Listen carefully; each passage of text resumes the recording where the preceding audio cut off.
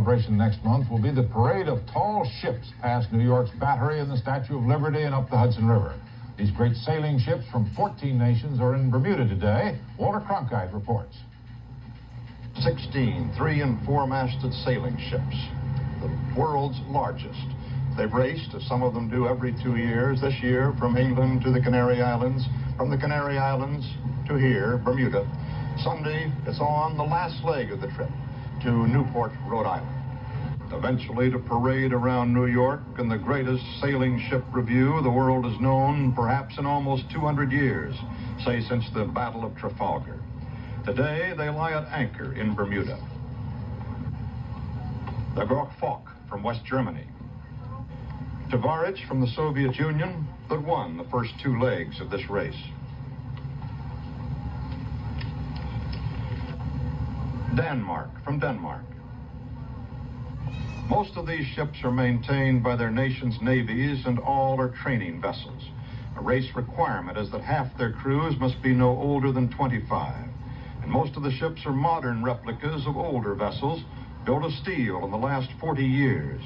But one of the oldest with one of the youngest crews is the American Gazella Primero, handcrafted of wood as a fishing ship in Portugal almost 100 years ago. She's owned by the Philadelphia Maritime Museum, and her crew are U.S. Naval Sea Cadets, sponsored by the Naval League. Does this sailing under canvas have any special meaning to you, Bill? Oh, it's so much different than sailing on a ship, like a regular cruiser or something. I don't know. It's just, everything depends on the manpower. It's not some mechanical central control or anything. Everything is done by hand, and it just fascinates me to see how much man can do and how little we are compared to the rest of the world. You really realize how large the world is, just how large the ocean is compared to your ship.